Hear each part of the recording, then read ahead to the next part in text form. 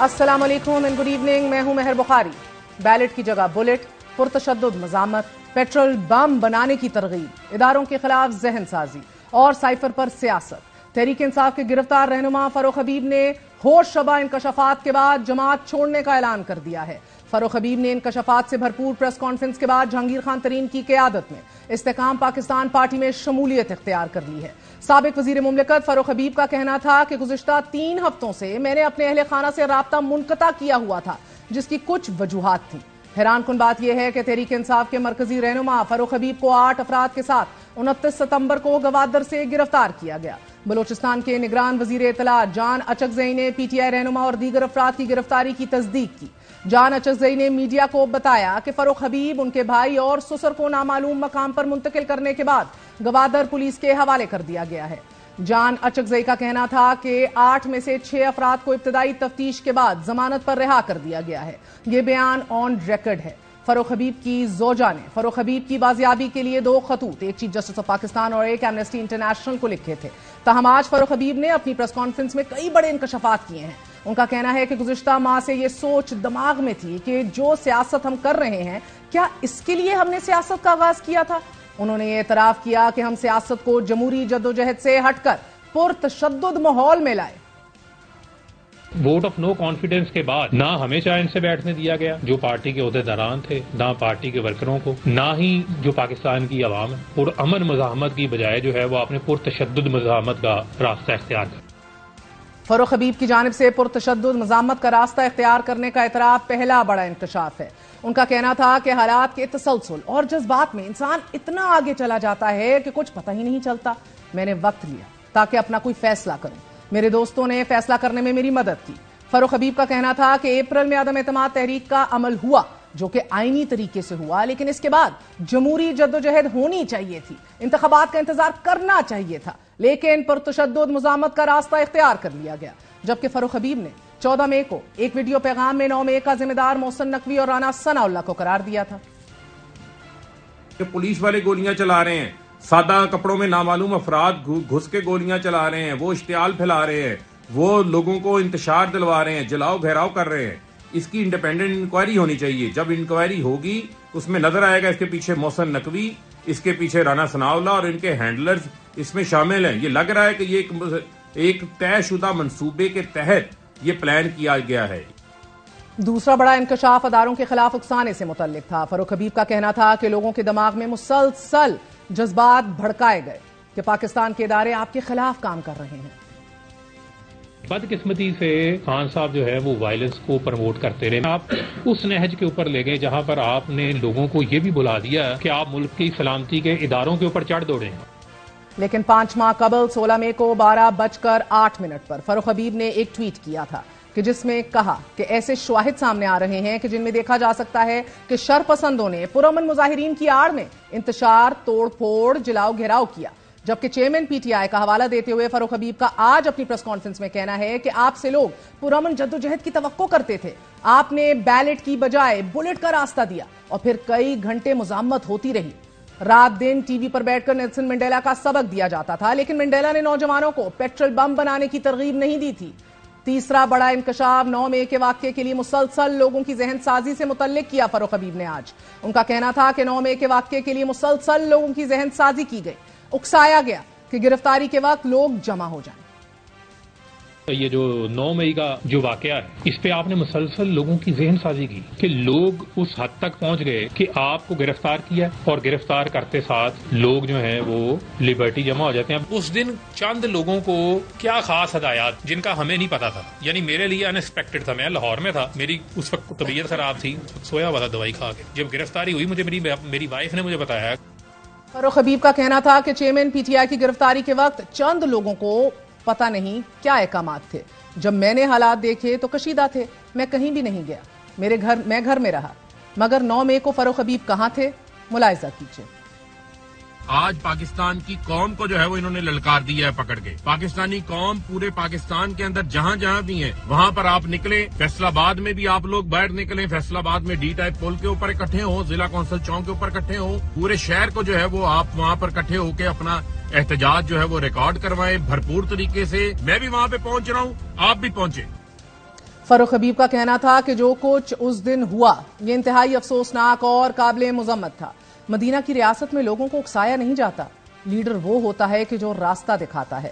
Cipher سے متعلق فاروق حبیب نے انکشاف کیا کہ سائفر کے بعد قومی سلامتی کمیٹی کا اجلاس چیئرمین پی ٹی آئی کے زیر صدارت ہوا کہ جس میں یہ فیصلہ ہوا کہ سائفر کا معاملہ مداخلت ہے، سازش نہیں، مگر اس اعلامیے کے باوجود اس پر سیاسی بیانیہ بنایا گیا. اس سے قبل فاروق حبیب اپنی ٹویٹس میں بارہا کہہ چکے ہیں کہ عمران خان کو رجیم چینج سازش سے ہٹا کر نواز شریف کے بھائی شہباز شریف کو وزیر اعظم اور صمدی اسحاق ڈار کو وزیر خزانہ بنایا گیا، بیرونی سازش کے تحت قابض ہوئے. حیران کن بات یہ ہے کہ فاروق حبیب بذات خود گرفتار ہونے والے رہنماؤں کی ڈھال بھی بنے ہیں اور ایسی فوٹیجز موجود ہیں کہ جس میں اپنے ساتھی رہنماؤں کی گرفتاری کے وقت گاڑیوں کا محاسبہ کر رہے ہیں.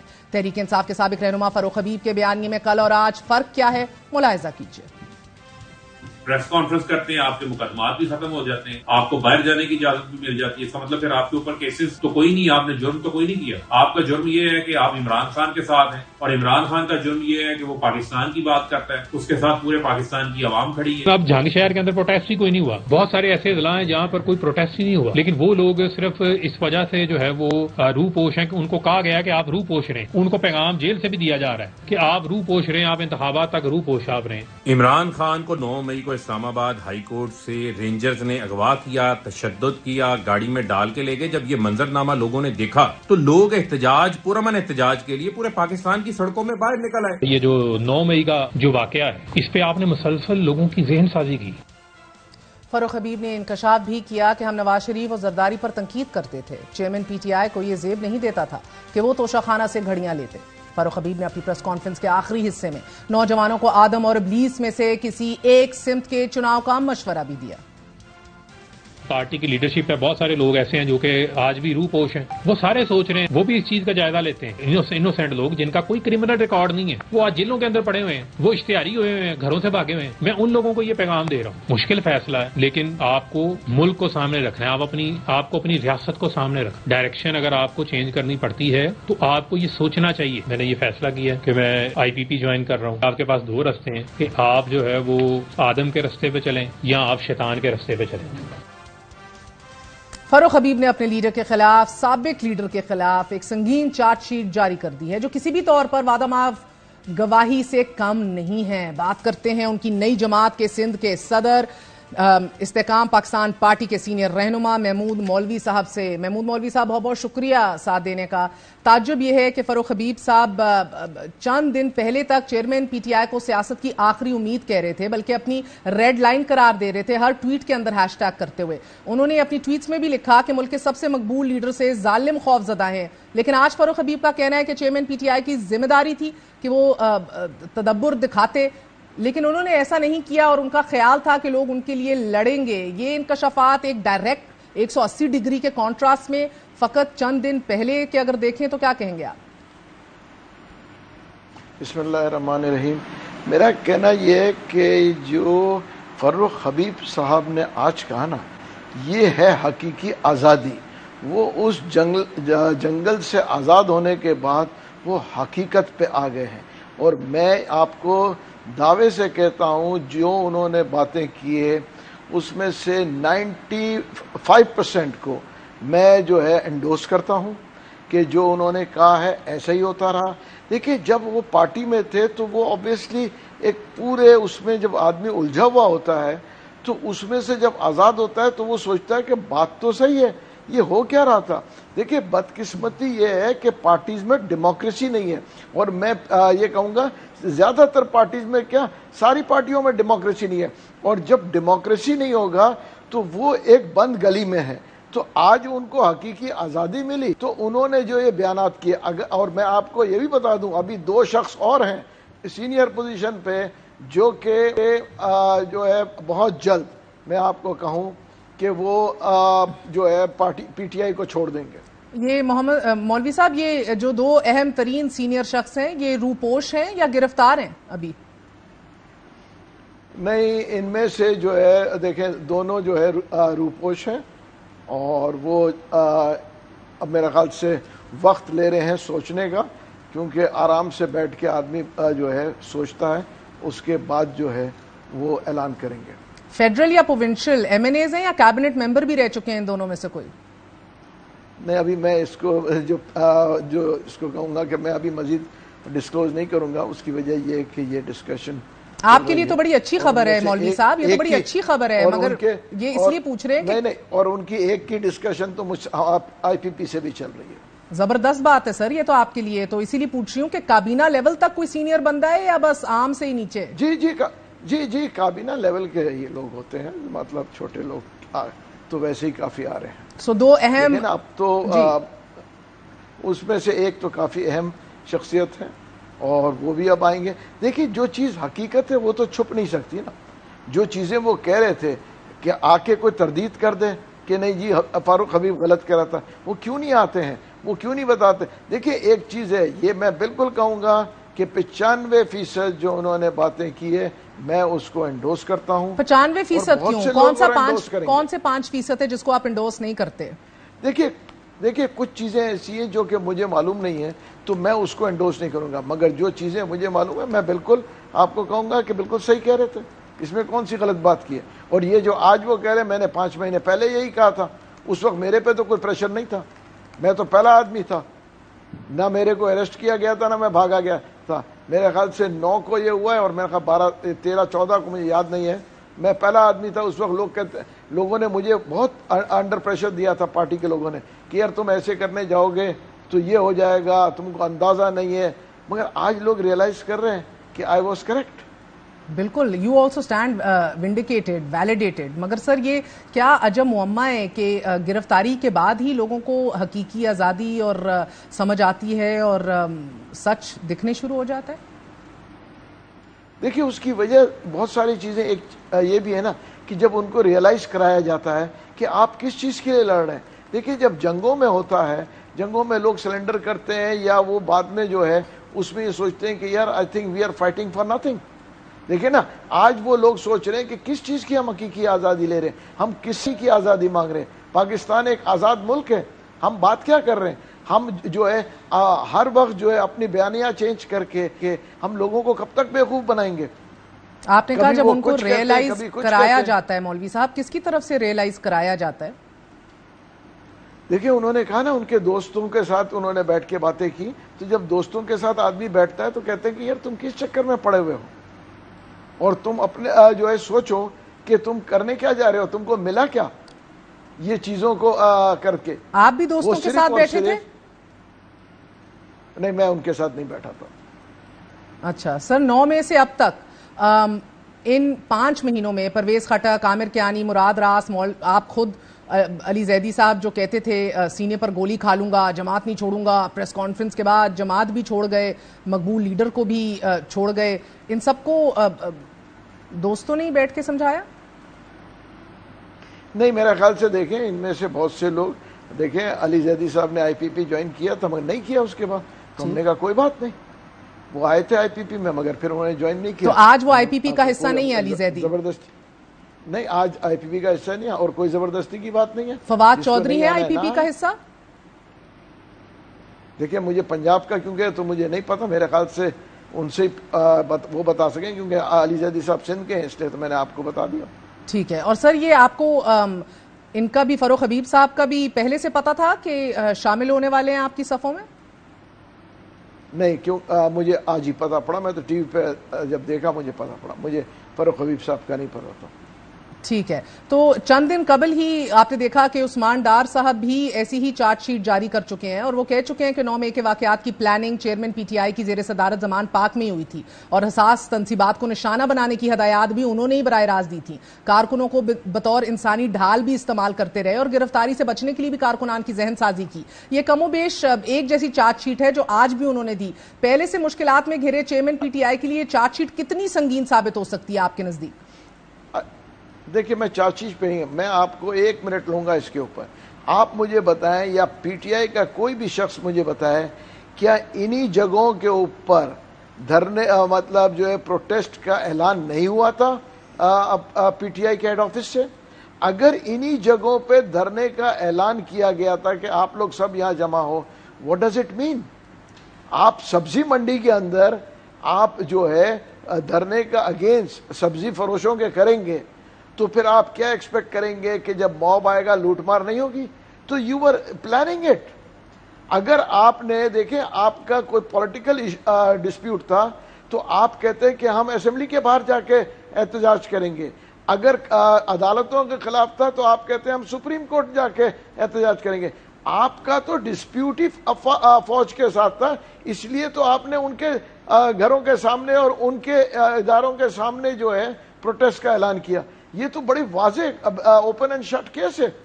اور یہ بیکاز یہ بات ڈار صاحب نے بھی کی تھی کہ چیف آف آرمی اسٹاف کی تعیناتی کے راستے میں بھی ایک آبسٹیکل کریٹ کرنے کے لیے راولپنڈی پہنچا گیا.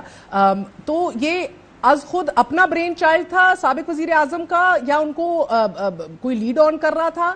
کتنی کنوکشن تھی جب یہ کر رہے تھے کام؟ Because it sounds absolutely absurd. I would say a lot of people, بڑے سینئر لوگوں نے ان چیزوں سے منع کیا. یہ میں آپ کو دعوے سے کہہ رہا ہوں. بہت سینئر لوگوں نے کہا کہ ہم کس طرف جا رہے ہیں. This will go for a disaster or maybe we go for a civil war. دیکھیں اگر آپ سوچیں کہ اگر اسی لیے میں کہہ رہی ہوں نا, اٹ ساؤنڈز ریڈیکولس, کبھی ہماری تاریخ میں کسی لیڈر نے یہ کام نہیں کیا, تو کوئی تو کنوکشن ہوگی ان کی کہ یہ میں کر لوں گا اور میں اس میں سرخرو بھی ہو جاؤں گا. It's absurd. دیکھیں جب آدمی جب اتنا بڑا لیڈر بن جاتا ہے نا, تو اس میں ایک سٹیج یہ آتا ہے کہ ہی تھنکس کہ وہی ہے دنیا میں سب کچھ. بدقسمتی یہ کہ یہ بڑے بڑوں کو یہ وہم ہو جاتا ہے, اور وہ وہم ہونے کے بعد وہ سوچتے ہیں کہ جو میں کر رہا ہوں وہ صحیح ہے. اور بدقسمتی یہ ان کی نہیں, مطلب جب اتنا پاور دماغ پہ آ جاتا ہے تو لوگوں کا دماغ پھر جاتا ہے. بہت بہت شکریہ. ہمارے ساتھ محمود مولوی صاحب موجود تھے. آپ نے بات سنی, کہہ رہے تھے 95% باتوں سے مکمل طور پہ اتفاق کرتا ہوں فاروق حبیب سے. ان کا یہ بھی کہنا تھا کہ دو اہم ترین senior leader P T I کے جو سابق وفاقی وزراء بھی رہ چکے ہیں وہ بھی جلد استحکام پارٹی کے اندر شمولیت اختیار کر جائیں گے. ایک وقفہ لیتے ہیں, وقفے کے بعد حاضر ہوں گے.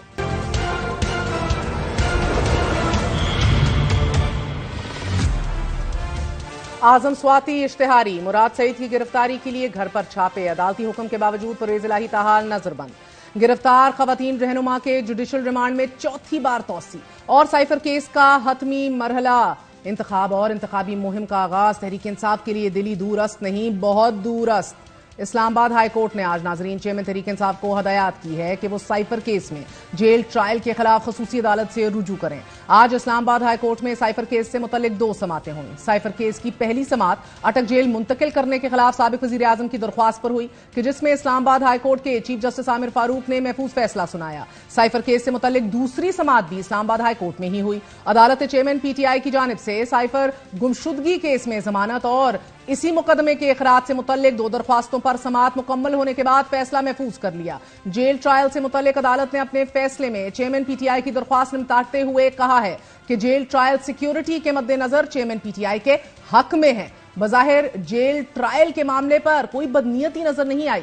عدالت کے فیصلے کے مطابق چیئرمین پی ٹی آئی خود اپنی سیکیورٹی کے حوالے سے متعدد بار خدشات کا اظہار کر چکے ہیں. چیئرمین پی ٹی آئی کو جیل ٹرائل پر تحفظات ہوں تو ٹرائل کورٹ سے رجوع کر سکتے ہیں. دوران سماعت سردار لطیف کھوسا نے اپنے دلائل میں کہا کہ سابق وزیر اعظم اس ملک کے چیف ایگزیکٹو تھے اور چیف ایگزیکٹو کو اس کا حلف ایسی صورتحال میں اختیار دیتا ہے کہ چیف جسٹس نے استفسار کیا اس بات پہ کہ کھوسا صاحب یہ بتائیے کہ پاکستان میں امریکہ کی طرح دستاویزات ڈی کلاسیفائڈ کرنے کا کوئی قانون موجود ہے. لطیف کھوسا نے بتایا کہ اس سائفر کو تو وفاقی کابینہ نے ڈی کلاسیفائی کر دیا تھا. سردار لطیف کھوسا نے وزیر اعظم کا حلف نامہ عدالت کے سامنے پڑھا بھی اور کہا کہ وزیر اعظم نے بتانا ہے کہ آپ کے ملک کو کوئی خطرہ تو ہے یا نہیں ہے. عدالت نے استفسار کیا کہ آپ یہ کہہ رہے ہیں کہ وزیر اعظم اگر درست سمجھتا ہے تو ڈسکلوز کر سکتا ہے. وکیل لطیف کھوسا نے کہا کہ جی بالکل, وزیر اعظم کا استحقاق ہے کہ جب ضروری سمجھے ڈسکلوز کر سکتا ہے. لطیف کھوسا کا کہنا تھا کہ کل چیئرمین پی ٹی آئی پر فرد جرم عائد کی جائے گی. آپ نے دیکھنا ہے کہ پہلے بھی ہمارے ساتھ ہمایوں دلاور نے جو کچھ کیا وہ سب کے سامنے ہے. چیف جسٹس نے لطیف کھوسا سے مکالمہ کرتے ہوئے کہا کہ آپ نے دلائل میں 3 نکات عدالت کے سامنے رکھے ہیں. پہلی بات آپ یہ کہہ رہے ہیں کہ آرٹیکل 248 کا استثناء حاصل ہے. دوسرا پوائنٹ آپ کا یہ ہے کہ آفیشل سیکرٹ ایکٹ اور سیکشن 5 کا اطلاق نہیں ہوتا. اور تیسرا پوائنٹ آپ کا یہ ہے کہ وزیر اعظم کی ذمہ داری تھی کہ پبلک کے ساتھ شیئر کرتے. وکیل سردار لطیف کھوسا نے کہا کہ جی بالکل, نہ آفیشل سیکرٹ ایکٹ کا اطلاق ہوتا ہے نہ سیکشن 5 کا اطلاق ہوتا ہے. یہ ممنوعہ جگہ نہیں ہے. اگر ملک کے خلاف کوئی سازش ہو تو عوام کو بتانا وزیر اعظم کا کام ہے.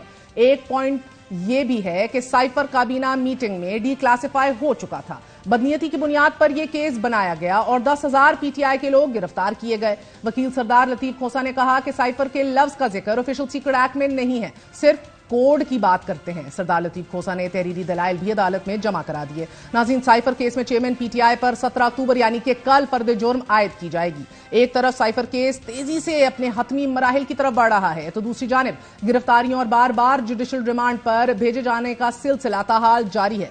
सेशन अदालत ने आजम स्वाति की मुतनाज़े ट्वीट्स पर दर्ज 2 मुकदमात में जमानतें खारिज कर दी हैं। आजम स्वाति को मुतनाज़े ट्वीट्स के दोनों केसेस में इश्तिहारी करार दिया जा चुका है। अदालत ने हुक्म दिया है कि आजम स्वाति जहां नजर आए गिरफ्तार करके अदालत पेश किया जाए। तहरीक इंसाफ के दूसरे रहनुमा मुराद सईद की गिरफ्तारी के लिए भी पुलिस की जानिब से मुतअद्दिद छापे मारे जा रहे हैं। एसपी वर्क्स अरशद खान के मुताबिक गिरफ्तारी के लिए छापे के दौरान 2 गाड़ियां तहवील में ली गईं, कि जिनमें एक गाड़ी मुराद सईद के नाम पर रजिस्टर्ड है, जबकि दूसरी गाड़ी मुराद सईद के ब्रादर निस्बती के नाम पर रजिस्टर्ड है। एसपी वर्क ने यह भी बताया कि मुराद सईद की गाड़ी से बगैर लाइसेंस पिस्तौल और कारतूस बरामद किए गए हैं, जबकि दूसरी गाड़ी से 2 क्लैशनकॉफ्स और 7 कारतूस बरामद हुए हैं। ये आयरनी भी खूब है कि एक ऐसी जमात के जिसके कमोबेश तमाम बड़े रहनुमा नजरबंद हैं, जमहूरी अमल से दूर रहने के लिए तैयार नहीं।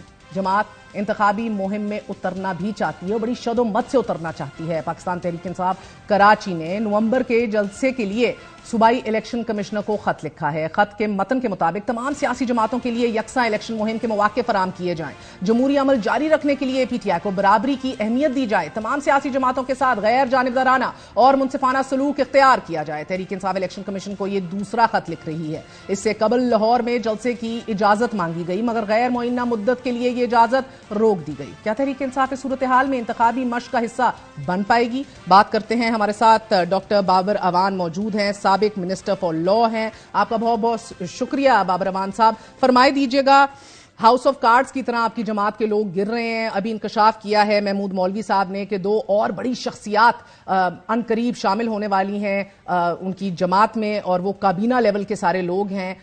अगली कोई प्रेस कॉन्फ्रेंस या बड़ा ऐलान आपकी तरफ से तो मुतवक्के नहीं है बाबर साहब? बिस्मिल्लाहिर्रहमानिर्रहीम। Thank you. मैं 2 बातें जो ऑब्जेक्टिव है मैं उनकी तरफ जाता हूँ। पहली बात यह है कि ये जो साइफर है ये सबसे बोगस केस है, नंबर 1। दूसरा ये है कि इसके 3 वर्जन हैं जो सरकार के अपने हैं। पहला वर्जन मरियम नवाज ने दिया, उसने कि साइफर चोरी करके इमरान खान ले गए, बनी गाला पे हम छापा मार के इसको बरामद कराएंगे। उसकी तरदीद करते हुए जो उस वक्त ये इनके इंटीरियर मिनिस्टर हैं उनका बयान है, वो ये कहते हैं कि मैं आपको बताना चाहता हूं कि ये साइफर गुम कोई नहीं हुआ और वो महफूज है। अब इनका जो अदालत के अंदर मौक़िफ़ है वो भी डायकोटमी का शिकार है। एक मौक़िफ़ ये है कि साइफर मौजूद है, जिस तरह मैंने आपको बताया। दूसरा ये है कि अदालत ने उनसे पूछा है समाअत के दौरान कि कोई कॉपी किसी जगह पे मौजूद है। अगर केस प्रॉपर्टी ही वो कहते हैं कि हम नहीं दिखाना चाहते, तो वो क्या है वो जो गुम हो गया था। अगर वो कोई फाइल नहीं दिखाना चाहते मोफा की, तो वो क्या थी जो गुम हो गई थी। और अगर वो कोई प्रूफ नहीं ला सकते उस ऑरिजिन से जो मोफा है, तो फिर बाकी सारी कहानी और सारा जितना भी हाउस ऑफ कार्ड है वो जमीन के ऊपर गिरता है। एक पहलू इसका दूसरा पहलू ये है कि आजम खान की स्टेटमेंट के ऊपर ये सारा केस खड़ा करने की कोशिश कर रहे हैं। बयान है 164 का, जो बदनामे जमाना तरीन एक फैसला हुआ है 164 के बयान के ऊपर। वो 4 लोग थे जिनके 164 के बयान कराए गए थे। ये शहीद कायद अवाम जुल्फिकार अली भुट्टो का केस था, लेकिन उन 4 को पहले फांसी दी गई, इसलिए कि दफा 337 है जो आज भी मौजूद है, और फिर शहादत भी। चलिए सर, आपके दलाइल से तो लग रहा है आप ये केस जीत जाएंगे, वो तो अब अदालत ने फैसला करना है। मगर मैं एक जुमला कह लूं, फिर मैं दूसरा सवाल आपका लेता हूं। इसकी जो आखिरी बात है वो ये है कि 337 में लिखा हुआ है, ये आप गूगल करके देख लें, कि जो शख्स वादा माफ गवाह बनेगा वो ट्रायल मुकदमे का मुकम्मल होने तक जेल में रहेगा। ये तो जिस दिन भी जाके खड़ा होगा ये गवाह, तो ये गवाह तो उड़ जाएगा। इसके अलावा एविडेंस क्या है उनके पास? This is 1। अच्छा, फिर जो इसका दूसरा पहलू है, आप जो कह रही हैं कि जोर जबरदस्ती के आगे कौन कौन झुका है और कौन कौन झुकेगा और किस किस, मेरे ये लफ्ज नहीं थे बाबर अवान साहब, इनकाउंटर किया गया है। मेरे कह लीजिए किस किस के साथ वो जो एक इनकाउंटर किया गया है, पुलिस वाला इनकाउंटर ना सही, उस सियासी कैरियर वाला इनकाउंटर जो किया गया है, जो लोग खड़े हैं वो नहीं जा रहे इंशाअल्लाह अजीज, और कोई भी नहीं जा रहा। और आप तरदीद कर रहे हैं उनके इस अहम बयान की? वो कह रहे हैं कि दो अहम तरीन लोग हमसे राब्ते में और इंकशाफ। किसके बयान की?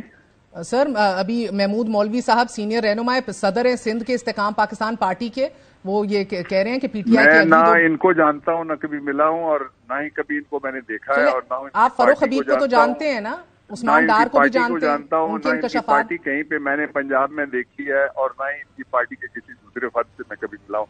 इसलिए ये जो कुछ कह रहे हैं ये बेचारे ड्यूटी इनकी लगती है कि बैठ के आपने कहना है, कहने दें इनको कि जो कहते हैं, लेकिन इनकी पब्लिक में क्या से है, ये पब्लिक में बाहर निकलने दें हमें, इनको पता लग जाएगा कौन कहाँ पे खड़ा है। ठीक है, तो आप तरदीद कर रहे हैं, आप कह रहे हैं अभी और पीटीआई की कोई और दो अहम शख्सियात जो हैं अभी आईपीपी में शमूलियत इख्तियार नहीं करने जा रही? देखिए, जो अगवा बराए बयान या अगवा बराए आज से शमूलियत है वो तो और बात हुई, अदरवाइज लोग पीटीआई में, आप क्यों 15-20 लोगों को पीटीआई समझती हैं? पीटीआई करोड़ों लोगों का नाम है, करोड़ों लोग पीटीआई। सर अब पीटीआई में पीछे कौन सा बड़ा नाम रह जाएगा कि जो पीटीआई का नजरिया, मौकफ, आइडियोलॉजी जो है उसको भरपूर तरीके से आगे कर सके? ये तो बहुत बड़े बड़े नाम, और जो क्लोज सर्कल था साबिक वजीर आजम का, वो आके ऐसे गवाह दे रहे हैं जो वो कहते हैं हम बादामाग गवाह बनने को भी तैयार हैं, अदालत में जाके बयान देने को तैयार हैं। You're a lawyer yourself.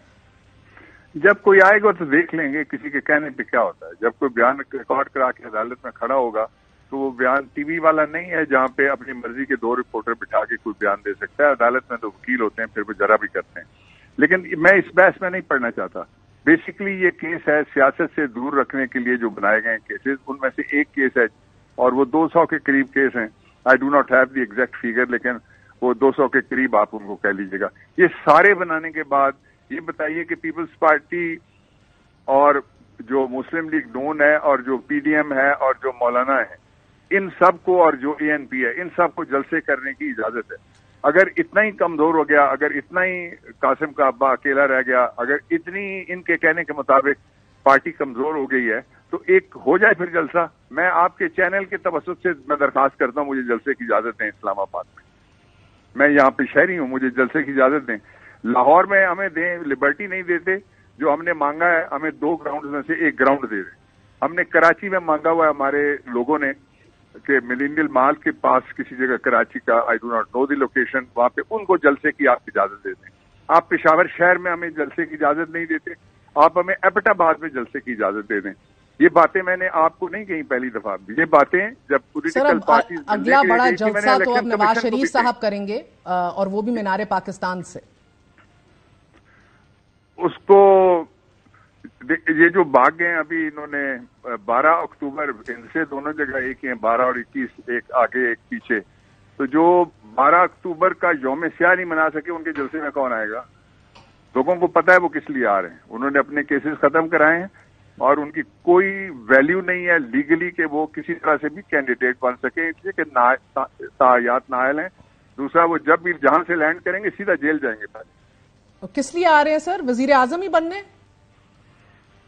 किस चीज का वजीर आजम? वो आएंगे जब तो जेल के वजीर आजम हो सकते हैं। उन्होंने सीधा अभी वो सजा काटनी है जो उनको मिली हुई है, और उसके बाद उनको ताहयात नाअहली की सजा मिली हुई है। 5 जजेस का फैसला है। और ये जो कानून अभी जिसमें आपने 8-7 का फैसला देखा, ये रिट्रोस्पेक्टिवली इसीलिए इसको लेके जा रहे थे कि 2 केसेस इन्होंने, 32 की इनके पास लिस्ट थी लॉ मिनिस्ट्री के पास उस वक्त की, 2 केसेस तो टॉप पे थे। एक नवाज शरीफ को पीछे ले जाके अपील और उसको रिलीफ दिलाना, वो काम बंद हो गया। दूसरा ये है कि जो अब्बासी वाले केस में इमरान खान को कहा गया था कि वो सादिक और अमीन है, उसमें जाना चाहते थे।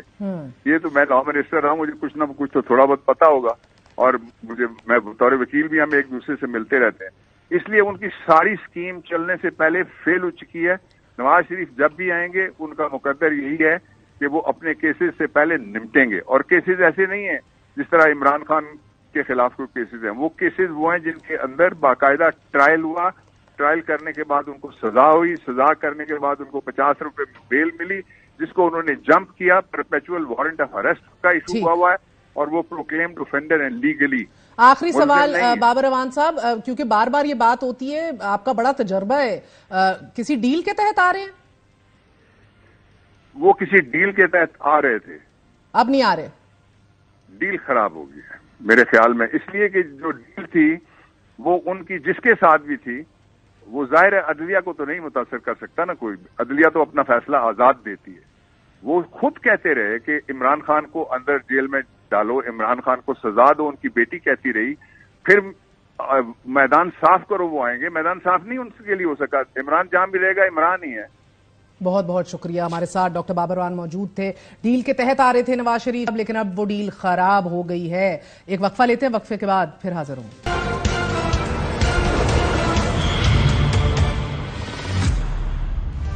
غزہ پر اسرائیلی بمباری کو ایک ہفتہ گزر چکا ہے، اور اس ایک ہفتے کے دوران 23 لاکھ آبادی پر مشتمل غزہ کے لیے خوراک، بجلی، ایندھن، ادویات سمیت پانی بند کر دیا گیا ہے۔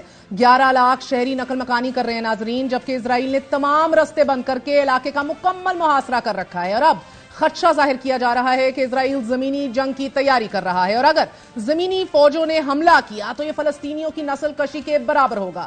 یورپین یونین کی خارجہ پالیسی کے سربراہ جوزف بوریل کا یہ کہنا ہے کہ غزہ کی صورتحال میں 24 گھنٹوں میں 11 لاکھ شہریوں کو منتقل کرنا فقط ایک ہیومن کیٹاسٹرفی سے کم نہیں ہے۔ تازہ ترین اطلاعات کے مطابق گزشتہ 6 دنوں کی فضائی بمباری کے دوران اسرائیل نے 6000 بم گرائے ہیں، جس کے نتیجے میں تقریباً 3000 فلسطینی شہید، 7000 سے زائد زخمی اور 10.5 لاکھ سے زائد بے گھر ہوئے ہیں، جبکہ اسرائیلی فضائی بمباری کے نتیجے میں 1000 سے زائد فلسطینی ملبے تلے دبے ہوئے ہیں۔ تشویشناک بات یہ ہے کہ اسرائیلی فضائیہ تاریخ میں پہلی بار فاسفورس بموں یعنی کہ ایک ٹاکسک کیمیکل کے بم کا بھی استعمال کر رہا ہے، اور ڈنکے کی چوٹ پہ کر رہا ہے۔ صرف گزشتہ ایک روز میں اسرائیل کی طرف سے لگاتار 8 گھنٹے تک بمباری جاری رہی ہے، کہ جس میں 7 دنوں کے دوران 724 بچے شہید ہو چکے ہیں۔ غزہ کے لوگ اپنے بچوں کے ننھے منھے لاشیں لاچارگی اور بے بسی سے اٹھا کر دنیا سے اپیل کر رہے ہیں۔ کوئی اپنی بیٹی کو سرپرائز برتھ ڈے پارٹی دینا چاہ رہا تھا اور اس کی لاش اٹھا کے کھڑا تھا، کوئی گھر کے باہر بیٹھا تھا کہ بچی کو کھلونے پکڑا سکے۔ فاسفورس بموں کے استعمال کے علاوہ اب ایسی رپورٹس بھی سامنے آ رہی ہیں کہ اسرائیل کی جانب سے معصوم بچوں کے سر کاٹے جا رہے ہیں۔ انگریزی زبان میں نشر ہونے والے چائنیز چینل CGTV کی رپورٹ کے مطابق ناظرین 5 سال سے کم عمر بچوں کے کٹے سروں کی لاشیں دیکھی گئی ہیں۔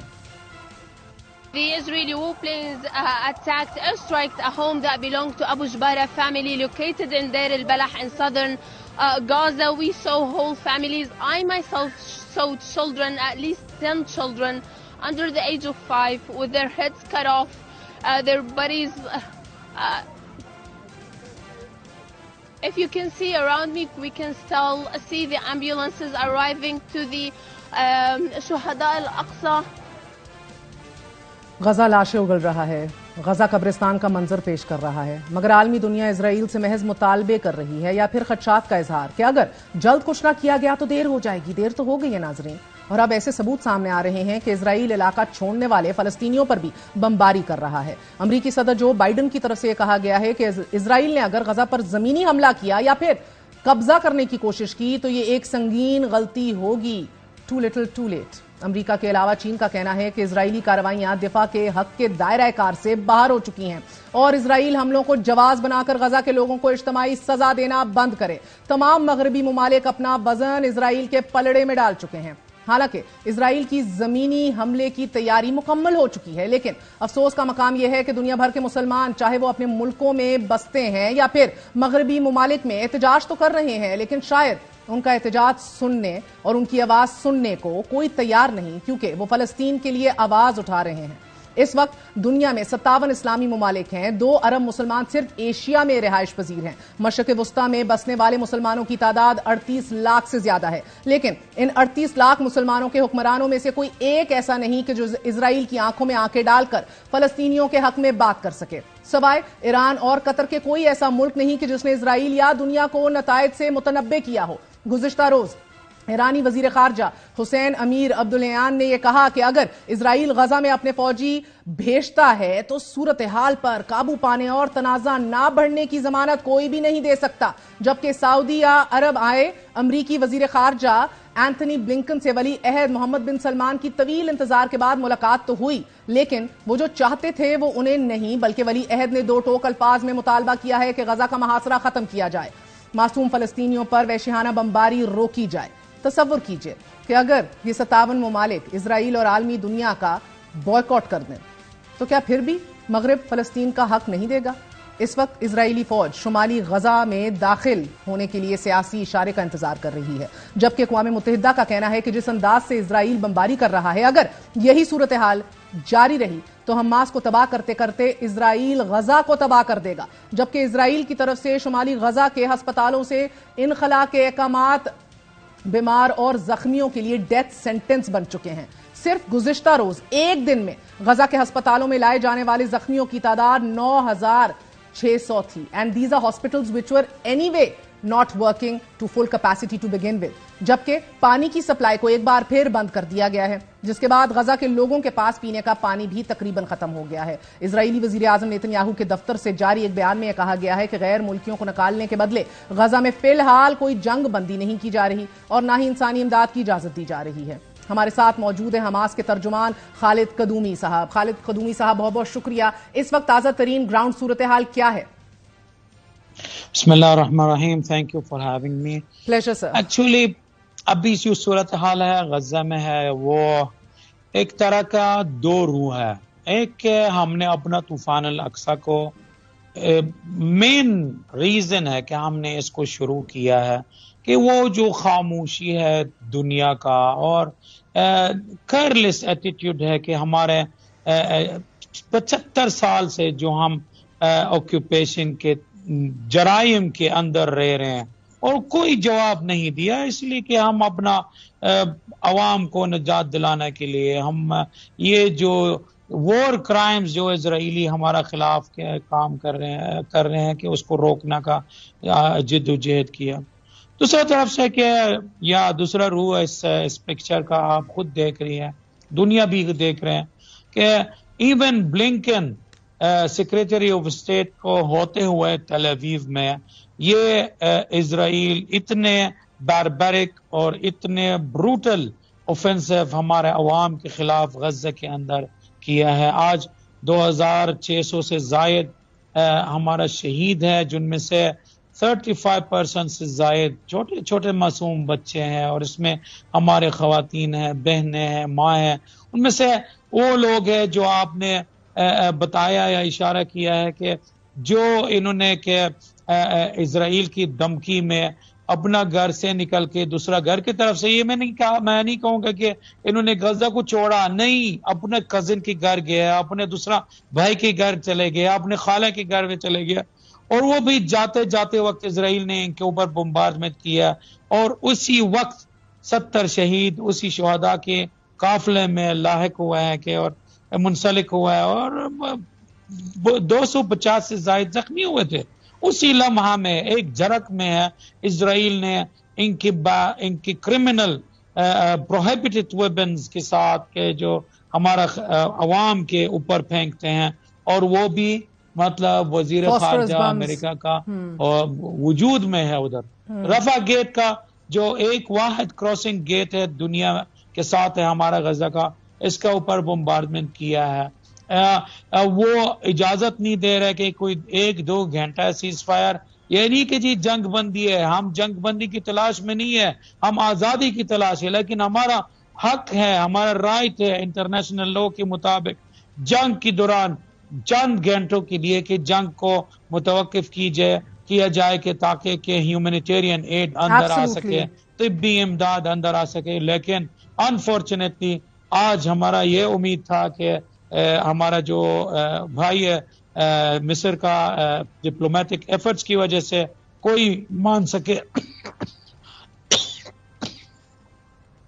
مگر انفارچونیٹلی کسی نے نہیں سنا نہ اس چیز کو۔ یعنی میں یہ نہیں کہوں گا کہ یہ چیز عادی ہے، مگر ہمارے لیے روٹین ہے، اسرائیل ڈیلی ایسے کرتا ہے یار۔ مگر قدومی صاحب ہمیں بتائیے کہ اسرائیل نے کیا پانی کھول دیا ہے؟ نہیں، دیکھیں صبح سے کہ یہی چل رہا ہے کہ ہاں ہم کھول رہے ہیں، ہاں ہم نے اجازت دی ہے، ہاں یہ بارڈرز کو کھولیں گے، اعلان بھی کر دیا ہے۔ پھر بعد میں کہ نتنیاہو مجرم ہے، اسرائیلی پرائم منسٹر، ان کے دفتر نے اناؤنس کیا نہیں جی یہ بارڈر کو نہیں کھولیں گے، اور پانی اور بجلی کے بارے میں بات ہی نہیں کی۔ ابھی یونائٹڈ نیشن کا جو جتنا بھی پرسنل اور ان کے جو آرگنائزیشنز ہے ادھر خاص طور پہ اونروا ہے، وہ جس طرح آپ نے اشارہ کیا کوئی 11 لاکھ کے قریب ہے بے گھر ہوتا ہے نا، یعنی مدرسے میں ہے، سکولز میں ہے، چلے گئے ہیں. وہ کل ایک خاتون ویڈیو کے سامنے بات کر رہی تھی کہ جی میرا گھر ٹوٹ گیا، مجھے گھر واپس جانے دے، میں ادھر ٹینٹ لگا کر رہوں گی، مجھے کوئی گھر نہیں چاہیے. مگر ایسا میں نہیں رہ سکتی ہے کہ لوگوں کے ساتھ، سینکڑوں لوگوں کی تعداد کے ساتھ، آپ خود اندازہ لگا سکتی ہے کہ غزہ میں کوئی ایسا سیٹ اپ ہے ہی نہیں ہے کہ ایسی کوسٹل اسٹرپ کے اوپر سینڈی ایریا میں کوئی شیلٹر بنائے یا انڈر گراؤنڈ کا شیلٹر کو بنا لے، ایسے ہو ہی نہیں سکتے.